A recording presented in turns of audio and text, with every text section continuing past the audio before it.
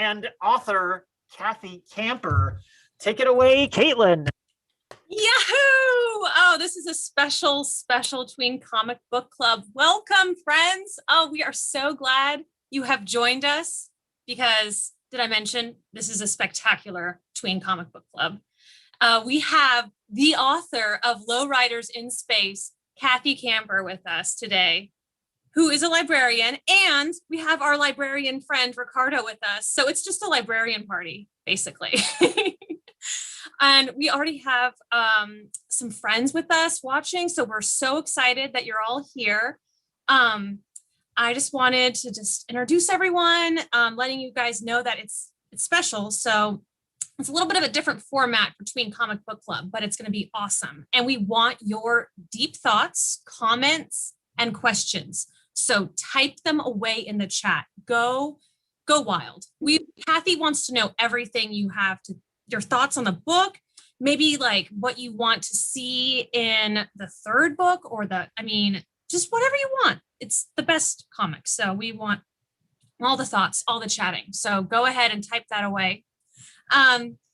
We are going to get started with this amazing program by doing an icebreaker. And an icebreaker is great because it helps us break ice and get comfortable and, get to know the audience. So all of you guys watching right now, when you hear this icebreaker question, type your idea in the chat too, okay? We don't want to be the ones all talking. We want to hear what you think as well. So the icebreaker today is, if you could think of an animal to add to the iconic Lowrider trio. So the Lowriders, the three friends that love building cars. We have Lupe, who's an Impala. We have El Rio, Malaria, the mosquito. So an Impala, a mosquito, and then Flapjack, who is the cutest little octopus ever. Those are the three friends of Lowriders in Space. Now, if you could add another animal to that trio who would help them out with their car garage and everything, what animal would it be? And what skills would they bring? So I will start really quick. I think that there needs to be an animal in this trio that it works on the sound system of all the cars. I think its sound system is very important. It's crucial. And so I picked the bellbird. The bellbird is a bird from South America, and its call registers at 125 decibels. So this bird is not messing around when it is making noise. So I think it would be a great addition to the Lowriders friends because, this bird knows sound. Look at that guy. Yeah. So the bellbird. So Lindsay, can you go next? Yes, absolutely. Before I get to me though, it looks like we already have some wonderful responses from some of our readers. Yes. One thinks there should be a cat. Nate, is that you? I think that might be you. Another is smart. Another is an alicorn. I don't know what an alicorn is. Oh, I think that might unicorn. Be, what is this? Half alligator, half unicorn. That's a good one. Oh, it's unicorn. A unicorn with wings. Wow. That would be amazing. We have a fox and a lynx. Oh, and an antelope jackrabbit. Wow, everyone has so many amazing ideas. These are so good. I love them all. So my idea was, I was thinking it's hard to add another animal to the trio or another being because, they really got it covered. They got their system worked out.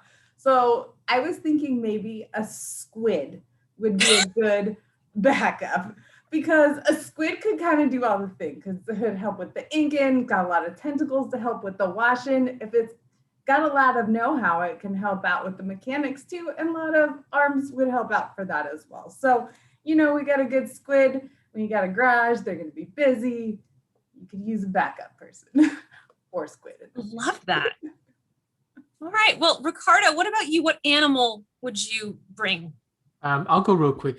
So it's not an animal. It is a little tiny insect, an ant, a carpenter ant, because somebody's got to do the upholstery, right? I've known some lowriders, and the inside of the car is critical. So that's what I would go with. Great. Very logical. Kathy, do you have another animal? I mean, you already perfected it, but I mean, is there another animal maybe to just tag along? Well, this is kind of giving it away, but in book 4, which comes out in spring 2022, they meet a family of monarch butterflies. And so there's a little monarch named Sokar that's kind of based on my own background as a Lebanese Arab American. And I wanted to write about how the monarchs migrate because it's a big story in the United States and in Mexico. And monarchs are kind of symbolic for a lot of things. So she temporarily joins in with the Lowriders, so they get a new pal. And I love all these suggestions. And I also wanted to say that in book 2 and 3, book 2 is all about their cat, Jeannie. Jeannie gets lost. So there's a ton about the cat. And book 3 is how they all met when they were little. So it has more about their families, their parents and their brothers and sisters and stuff. So definitely, I hope some of you can read the other books, and you don't have to read them in any order. They're all just separate stories. So they're all equally good. Bear and shark? A shark. Oh, a bear and a shark. Okay. These are amazing. 2. And I wonder how the shark would help with the car. That's the person that said antelope jackrabbit, I think Raul drew one of those in one of the books, but you have to have an eagle eye to spot it because I can't remember where it was. I think it's book 1 because I Yeah. remember seeing, that's great. Yeah. Awesome. Wow. These are great ideas. And I mean, you heard it here first, readers. There are going to be monarch butterflies in the 4th book. This is very exciting. This is breaking news. Well, thanks everyone. That was really fun. Ricardo, I'm going to pass it off to you now. Sure. Thank you, Caitlin and Lindsay. Thank you so much for inviting me to be a part of your beautiful program. It's always awesome to see it. And thank you, Kathy, for joining us. So for the rest of the world out there, I met Kathy a long time ago. We were both librarians. And I was doing a book drive to support kids that needed books. And lo and behold, here comes Kathy with the first Lowrider book, a good, nice stack of them. And I started looking through them and I'm like, what? This is amazing. I couldn't believe it. So as somebody from a Mexican-American, Chicano background culture, just by looking at them, it was like a dream come true. They're books for kids about something that I experienced seeing all the time as a young person. But then when I read the books, I was like, whoa, this all makes sense. It's so perfect. So I don't know. I wanted to recognize that, and then learning a little bit about the next series. It's so your work is so thoughtful. You really write from the heart, and I know that that you take a lot of time to really think about what your audience is experiencing when they're reading that. I know we've had conversations about that. So can you tell us a little bit more about that, about how your process Yeah, is? I think I wrote the Lowriders. I grew up in the Midwest in Wisconsin originally was where I was born, but I moved to Portland, Oregon to be with my boyfriend. And my job was to go to schools. And we used to have to bring books when they'd have free lunch. We'd bring free paperback books. And you were supposed to bring them back to the library, but we didn't really care if you didn't. And there was a couple books on Lowriders, and those kids were grabbing those right away. But they were all photographs, real true stuff about lowriders. And that just made something in my brain start to to go like, what if there could be more of a fun comic book, crazy book about lowriders? And I don't know if any of you guys have seen the actual car, the Chevrolet Impala that they have, but back in the 50s and 60s, they designed cars that look like spaceships because the US was starting to send things into outer space. And it's kind of funny now, like, I don't know if there's any cars that have fins on them and, lights on the back, tail lights that look like a spaceship, but back then that was kind of the design. So I think those ideas came together in my head. And then this title came, Lowriders in Space. And I'm like, whoa. So, it was kind of a daydream. And one of the things I really wanted to talk to you, because I heard another author talking about this, is that when we're little, when we're kids, but all through our lives, a lot of times we don't have exactly what we need to do the things we want to do. Like, for example, when I was a kid, I wanted to be a librarian, but I didn't really know how to do that. And I didn't necessarily have the money to go to school. But what this author was saying is that our imagination is the place where that starts. So even if I don't have a desk, say, or if I don't have my own bedroom, I still have this place in my head to daydream my ideas. And when I heard him say that, I thought it was like this big light went off, because that's what I've always done my whole life. And I also thought that's exactly what the lowriders do, because they don't have a lot of the things they need to build a good lowrider, but they let it build in their head, in their imagination. And from there it goes out and they figure out a space. And the other thing they do is work with their pals, their homies, to make the thing that they want and to share all their skills. So I wanted for all you guys that are listening to think about that, how you right now have that space in your head to hold your daydreams and your ideas. And even if you feel frustrated and you can't get it together now, keep daydreaming, keep thinking, because you might meet somebody that you connect with in the way Raul and I did, and like, hey, I get it, I'll help you.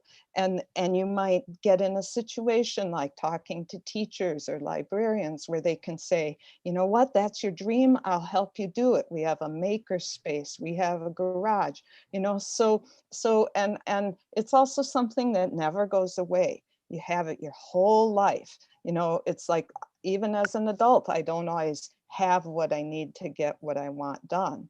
But I have that space in my head that's mine, that I can go to and daydream and think about it. That's beautiful.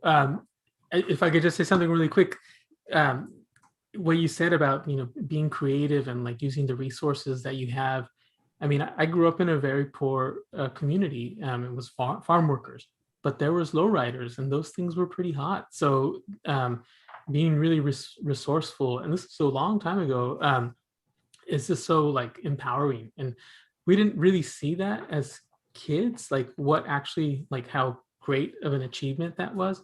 But as an adult now, it's like an incredible thing to recognize, and as librarians, it's really cool to like be there when somebody asks you, what do I need to build this or something, so thank you for sharing that. Lindsay, you had a comment. Yeah, we have a question that came in from our reader that kind of goes along with what you're talking about, Cathy. One of our readers, Axitia, I'm sorry if I'm mispronouncing that, is asking, why did you decide to write books? Oh, I think that I should say my dad, who was Lebanese American, often there was writing in my family. And so I heard this story that my grandfather, my Lebanese grandfather, who I never met, he died before I was born, he was the correspondent. He would collect stories in the Midwest around Green Bay, Wisconsin, and write them for a Lebanese or an Arab newspaper in New York. So people from all over the country that were immigrants would share their stories in a national paper in New York, and that way know for the Arab community. And I know in the Latinx community that similar things like that would happen, and that way immigrants, could stay in touch. So I had heard this story that my grandfather wrote that way, and my grandma was also supposedly a wonderful storyteller. And again, she died when I was pretty young, but I do have memories of her telling me stories. So then my dad used to write, and he would write letters to the editor back when we had newspapers, and he was kind of political and outspoken. But so he would write a letter, and then I would go to school and kids would say, your dad's letter was in the paper, and the teacher might comment, and then my dad would get other people that would complain, and my dad was very liberal, so some of the conservative people would complain. And so as a young kid, I saw how influential writing can be, how you can communicate, and you don't have to have a big famous book. You can just write to your newspaper or a blog or something and get a lot of feedback. So when I was a little kid, I started, having notebooks, and I started writing poetry, and I won a prize for a poem in school and got to go to a summer camp for writing, which just blew my mind. And then, I kept writing because these things would happen. It led me to all these adventures. And I think if it didn't lead to adventures, I wouldn't have done it. But every time, I'd meet new people, and it would just be really fun. So it was both seeing that in my life growing up, and then having the experience myself. Thank you. Wonderful. I think that also covers one of the questions that Chell Coy just asked. So great question. Yes, and that's incredible. You mentioned that about how that really reflects the Latino community, Latinx community, definitely in the migrant farm worker community. Radio was a really big thing. There's this really great author Arthur Doros book, Radio Man, and it's all about that. It's a beautiful picture book. And it's all about two kids making a great connection at one of the camps, but then their families go to to do different work. But the radio station and the announcer is the same person, even though they're in a different state. Wow. And one of the kids is just missing his friend, and he hears all these people saying hello and sending messages to each other on this radio program. And he said, I wonder if, so he goes over to the phone and he says, hey, can you say hello to my friend so-and-so? And the next page is the other kid listening. It's just a beautiful connection. And, talk about, using the resources, right? Just airwaves. So I don't know, it's so cool. And I think another thing I really love about this series, right, is all the history lessons at the end. They're really enlightening, even for somebody that has a background in the culture and academically, reading about it, knowing about it. I still learn a lot of stuff. What would you want to be remembered most? What would you want to be remembered most about this series? If somebody was to put your book in bibliography. Well, I think that one thing is that Raul and I came together as friends to create it the same way that the three friends come together to make a Lowrider. And so Raul, when he drew it, he grew up in El Paso, Texas, so he decided to set the book there. And when I first daydreamed the book, and I didn't even know Raul, I was kind of thinking California, because that's where my Lowrider experiences mostly were. So it's oh, okay. And I mean, it's really an imaginary land where they are, but there's a lot of stuff in the book that is biographical about Raul. And then I sort of realized after the third book that I was missing from the book. So in the fourth book, there's an Arab American family that's the monarch butterflies, and they are migrating, but they run into a wildfire, which out west we've had. It's a big part of what we're dealing with. And one of the reasons I wanted to write that book was I discovered all these crossovers between Latinx culture and Arab culture.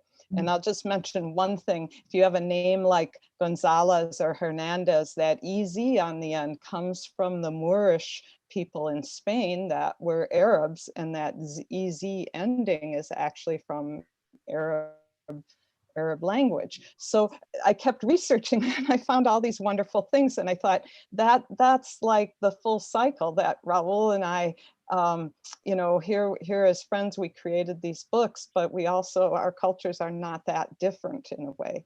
And so I feel like the Lowriders books were early in a lot of the diverse books for kids. And I had always hoped that they kind of would punch a wall through the wall of racism, punch a hole through it, I mean, and that lots of other people could follow. Like there'd be lots of other diverse books, and that kids like you guys could write books and be more welcome than the struggle we had. And I'm already seeing that happening. So, you know, that's a big part of the heritage, I think. And I think that Lowriders is often kind of pigeonholed, like, oh, it's a Latinx comic book, but it's like, it's so much more than that. I also wanted to make a mention of the stuff in the back, and especially for all the kids that are listening, because when I do live presentations, I say how some adult critics were like, well, why is there all this glossary and stuff? And they don't get it. And I had kids stand up and say, I read glossaries. I read the whole glossary. And I'm clapping for you, because I do that stuff too. Like, just like, what can I learn here? And I also argued with the editors. I mean, we translate the Spanish, but there's also information about the outer space, the technology, the car terms. And I know that kids that read my books come from all different cultures, and I don't want to expect that you know everything. And so it's just there to help you look stuff up and to learn more stuff. Mm-hmm. And I like to share, I love science, and I love putting weird, quirky things in that, you know, I think if I think it's cool, probably somebody else does too. Yeah, that's a great insight. And yeah, absolutely. Actually, I remember reading My Papi's Motorcycle and like really scrutinizing it. And, you know, one of the kids is reading Lowriders in Space in the book. It's an Easter egg in there. And I'm like, yes, you know, and that's definitely California, right? And motorcycle culture. And it's very like reflective of lowrider culture, right? And it's like, that's a totally different world, but it's there. Yeah, and I just learned the thing about the EZ, and so, somebody just mentioned that too. That yeah, they have an EZ. I also wanted to say, I love fan art, and when kids send me comics or stuff they've written, it's amazing. And I can show you, these aren't by kids. This was my friend Selena Hernandez. She drew Lupe. Here's a little Lupe she gave me. And this was another guy who drew Illyrio.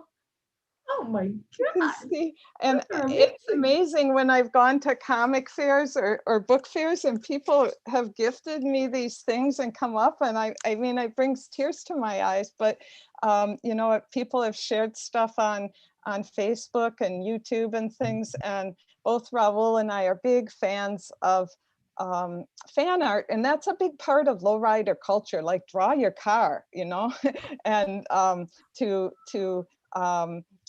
you know, draw your girlfriend and send it to the Lowrider magazine. So if you're a kid out there that likes to draw or write, feel free to do your versions of Flappy. The other thing was, I was on a Zoom meet with another school, and a little girl, her mom had made her a stuffed Flapjack. And I'm like, why is Flapjack sitting next to you? And she had this big stuffed Flappy. And I was like, oh, I wish he was mine. Caitlin have a really great question. I want to make sure we get to that. Yeah. I can go longer if you need to. Oh, okay. Caitlin, you want to ask this beautiful question? Oh, thank you. Yeah. So it looks like we also have another really good question from Shell. She wants to know, what age did you write Lowriders in Space? I was 50 years old. That's pretty old when I wrote it. But I had published another book when I was younger called Bugs Before Time, about prehistoric bugs. So it wasn't my first book, and that helped me. But yeah, I was kind of old. I've always written stuff though, and even though I wasn't writing kids books, I've written books that never got published, and I wrote a lot of reviews and articles, things for the library world. So it's like, even though it doesn't, you see an author and they have like 3 or 4 books, they're usually written tons more stuff than that. That's awesome though. All right. Well, thank you, Shell, for that good question. My question is, what were your favorite comic books when you were a tween, Cathy? So well, readers first to, I like, had to watching, yeah. say that there's so many more comic books now for kids. When I was growing up, and Raul talks about this, comics were the kind of thing you bought at the drugstore in the little twirly rack. And I remember liking horror comics, like ghost stories, because they were kind of cheesy, but just that there would be lots of different stories in one comic. My parents we didn't have allowance, so I didn't have money to buy comics, so I usually read them at friends' house. But the other thing we read a lot was Mad magazine.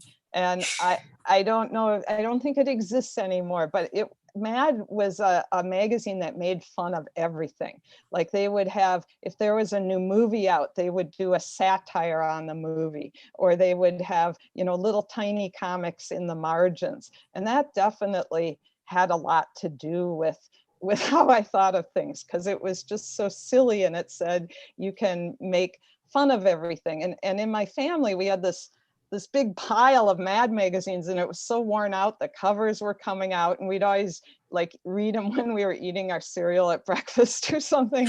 And my mom would try and throw out the raggedy ones, and we would go rescue them out of the trash. So, and other kids in the neighborhood would come over, and, like when it was nice, we'd all be sitting outside reading them. So I think that was one thing, like comics were always kind of shared. Like you would go to someone's house and they would have, like Casper the Ghost, and I can't remember all the kids' titles, but you just kind of read what was around then.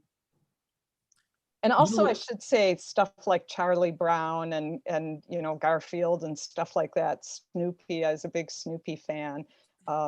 Stuff, and then we would try to draw it, and our comics would look kind of silly. It's really cool to Good hear question. that, because, yeah, thank you, Kate. It's really cool to hear that, because looking like really deeply at your series, there's so many references to Mexican culture, like Chavo de Ocho, Colorín Colorado. It's all there, right? And for some people, it's brand new; they've never seen it. But if you grew up seeing that, even if it wasn't your thing, you're like, oh yeah, this is. It's just funny, right? They look different. Cantinflas, right? Great suggestion from somebody out there. But it's so cool to see that. Is that something that you wrote into like your the narrative, or is that part of Raul's I think work? it was a mixture. Like Raul had the idea of Cantinflas, and he wanted to design Flappy to look like El Chavo de Ocho, because he said, I'm always going to draw him in a pail. So, it's kind of like sitting in the barrel. And is it okay if I have him wear this hat? And I was like, yeah, go for it. So I think it was part of the collaboration, but then a lot of it was, I don't know, Raul and I are both kind of like, we just like, hey, how about this? Or like, there'd be some song that I liked, and I'm like, I just want to have that in the book. And then it would blossom into this whole thing. Like in book 2, let me see here, I can show you. Here it is. So in book 2, their cat Jeannie gets lost, and they have to go on a road trip, and it leads them down into the underworld, and they go into this corn maze. And the corn, I mean, obviously corn has very deep meaning in Mexican and Aztec culture. But the reason this is in the book is that I was visiting Raul in October, and there was a newspaper saying, visit the corn maze. And we were kind of like, oh, it'd be cool to have a corn maze in the book. And he would sometimes say things, and then I would just write it in. So it's very cool thing that your subconscious can sometimes take things and develop them in ways that you hadn't thought of. And then I was laughing because some critic wrote a review where they went into the symbolism of the corn in the story. And I was like, we just threw it in there, you know? So, and it's also just my, you know, like I would read stuff about lowriders and watch all these lowrider movies, and it was sort of a tribute, like throw this in, add this in, and then Raul would play off of that. And, you know, so it kind of would build in this wonderful way. And I don't think we would have gotten that if we hadn't collaborated so much. And then we also have the same sense of humor and goals, so that really helped. So we have another question from Shell, and it kind of goes off of a question I had. So I wanted to see if we had time for this. So my question was, I love the characters of the Lowriders, and they're so unique. Never quite seen a book like this. So I was wondering what your inspiration for the characters were, and Shell was wondering if you have favorite character of the Lowriders. Oh, okay. Well, my inspiration was, I thought up the name Illyrio Malaria, and I can't roll my R's, but if you can, it's very fun to say. And I like to say it's like a little roller coaster, like Illyrio Malaria. So I'm working at my library job and nobody knows I'm writing this book. And I'm like, one day I'm going to publish this book. And I'm walking around going, Illyrio Malaria, Illyrio Malaria. So this is that space I was talking to you about, that place where you're just imagining it and you don't know how it'll happen. But then I got a little more realistic in writing it, and I'm like, what kind of guy would have that name? Like his last name is Malaria. And it literally was like a little voice came in my ear and said, Psst, I'm not a guy, I'm a mosquito. And when you're a writer, these kind of things happen to you where your characters kind of come alive, because they're really all just different parts of your own brain. So then I was like, oh, he's a mosquito. And then I thought, oh, he could use his beak to paint with instead of biting people. But then that meant all the other characters should be animals too. And Lupe Impala is named after the Impala Chevrolet, which is the car they have, and it's one of the chosen lowriders. Now, a lot of people don't know what an Impala is, and we discovered that because people would write reviews and call her a fox and a dog, and I don't know. So in book 4, there's a little part that deals with that. But an Impala is like an African deer, and she has little horns. So she was going to be the mechanic, and that's kind of a tribute to the wonderful comics Love and Rockets, where there's Maggie. There are more adult comics, but Maggie is a mechanic. And so we were kind of going, hey, that's in honor of that. And then Flapjack Octopus, I saw a picture of a Flapjack Octopus, and they're called that because their tentacles are real stubby, but they're super cute. And I was like, that name alone, that's a character. So it wasn't like I sat down and said, Impala, mosquito, and octopus, but it was this kind of daydreaming process. And that's sort of a little more, I think you understand how these books are and why they're kind of silly too. Let's see, what was the other? Oh, my favorite character. Well, I have to say that Flappy is fun to write because he's obviously so cute and goofy, and he's bendy and stretchy, so he can do all this stuff. But I also love Lupe and Illyria equally because they're all parts of me. So in book 3, that's Lowriders Blast from the Past. That's how they all met as kids. It talks a lot about Illyrio learning to be an artist, and he paints murals of words that are indigenous words. So these are words that come from native culture that are both in English and Spanish. And I started to realize that words we use all the time, like avocado and chocolate, those come from native cultures. They're not from the colonialists, because there was no words for these new things.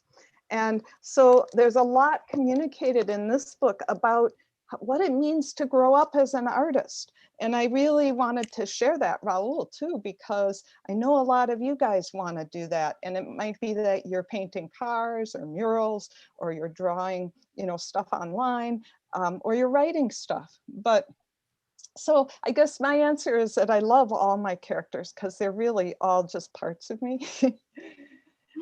And we have one more question from a reader. I don't want to go, I know we're a little over time. Would you mind just one No, more? I can stay. No, Oh, no worries. you're so wonderful. I Thank told so you we much. could talk for hours. It should be a I 10-hour know, program. I know. Well, I just, if any kids want to say stuff too, I'm glad to stay. Oh, you're so sweet. Thank you. So Shell says that Shell says that they are writing a book right now and was wondering, how did you get your book published and who published your book? Like about that. Okay, publishing a book is really a big thing because it's really, it's like starting your own business. So if you said, I want to have a taco cart, you could have a lot of ideas about it, but there's a lot you would have to know about the business side of it too.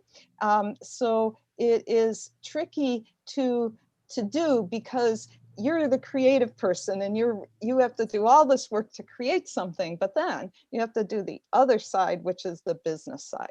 So like I said, I had gone through this a lot before, and I usually recommend that people try to publish an article or a story like in a magazine and do it a lot, because that's what I did first to learn that process. Like, how do you submit something? How do you write a letter to the editor to have them, read your thing? How do you type it? How do you format it so it doesn't look like a mess? And the reason is they get hundreds of submissions. So if you submit a book and it's all sloppy and they're gonna go, well, they don't know what they're doing.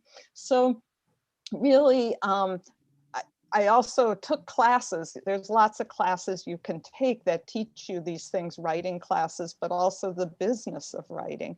And that said, the process of writing now, you have to have your manuscript and have it all ready. And then you need to get what they call a literary agent, which is the person that then sends your book to all the editors. And I'm talking about me as an adult. So there's a lot of gatekeepers and things that are, it's kind of daunting. And that's why I compare it to starting a business. If somebody said, I just want to have a taco cart, I go, well, you got to get licensed, and do you have recipes, and do you know what hours you'd be open and what locations? So it's kind of the same for a book. But if you're a kid trying to publish a book, there may be some ways to do that, where some places that publish kids' books. I saw some writers talking about this, and your librarians might be able to look that up. And I know there's places like magazines where you can publish stories. There's also places online, like I think Wattpad is one, that publish young adult stories or where kids can write. So there's lots of opportunities, and I just say go for it. Try lots of different stuff, and just remember you're going to be rejected a whole lot. People, that's part of it. And I still get rejected a ton. So, don't give up because of that. But, and then also you can also put out your own books and give them to your friends, because Raul and I, that's how we met, through doing little zines, little self-published stuff. And we still make those. So, both things can work. Awesome. Yeah, totally. So I want to plug two things. One, the library, Sacramento Public Library, we have the iStreet Press. It's a printing press that you can submit your work to. So there's a thing, it's a process, but also we've done zine programming. Cathy, you've come to my library, and also the Colonial Heights Library, and we've done zine programmings together, but other librarians have done it too. And speaking of Colonial Heights Library, our friend, Vanessa Chacha had just wrote a comment, and I'm going to read it because it's beautiful. Chacha says, one of the first times I saw pieces of my own childhood and culture in a children's book was in Lowriders in Space. Characters, art, style, names, language, stories showing Mexica culture. And that's a real testament to to the Oh, breakthrough that your books made. I mean, we're talking about modern day times, and as adults, we're just seeing this. So what you and Raul and everyone you're doing now for the kids is just remarkable. So I want to thank you for doing that and being courageous enough to share that. So I don't oh, know. that means so much. And hi to Cha-Cha too. I was lucky to meet her at one of her teen programs when I visited. So I'm really touched. I do think also I wanted to say for all cultures, like non-mainstream white cultures, it's always made me mad that there's not more stuff about humor, because a lot of times what we see is it's like serious, or it's historical, or it's, tragic. And there's so much in our cultures that's fun, and people telling jokes. And so in both my stuff about my Arab culture and the Lowrider stuff, I really like to include that, because I think that it invites people in of all backgrounds, and it's more real. It's more I don't like being locked in those sort of like, oh, you're all serious. And I know in Arab culture, I just am so frustrated. Like I'll read books and they're almost always about, like there's a war, there's a tragedy or something, and that alone can create a stereotype. But I don't know if there's anything that kids want to say, if they have a favorite character, if they want to type in something. We'll see. Well, I know that my children love your books, and they love you too. But I know they're my pals. I was reading the first book this morning to my youngest, and they couldn't. Every time that the cat was in the book, it was just like meow meow. It was like, where's Waldo? Where's Jeannie? So that, I think that's their favorite book. Favorite character from the book. And it's really cool because somebody who's at very early learning stage, they're able to see a different thing, right? Like they see it as they look and find, Right. whereas I'm reading it, and so it's so cool to see that. But I don't know, I really want to thank you so much for joining us, and Oh, Caitlin my and Lindsay pleasure. and everyone for just creating this beautiful space every week, or every month. And reaching out to us to be a part of it. Caitlin, Lindsay, you want to say anything? Yeah. We just want to thank you, Kathy and Ricardo, for helping make this a spectacular program. And thank you, readers, for joining us today. Thank you. Loved your questions. Thank you so much for chatting with us and reading with us. We will be meeting next month on May 14th. We're going to be reading Tweens by Varian Johnson. And also, please, readers, check out our DIA events. The live system-wide, we're doing a ton of amazing DIA programming, concerts, virtual, and storytellers, virtual. So check that out on our calendar, and visit our YouTube page, give us a like. Thank you for joining us. Tween Comic Book Club is signing out. Goodbye. Thank you.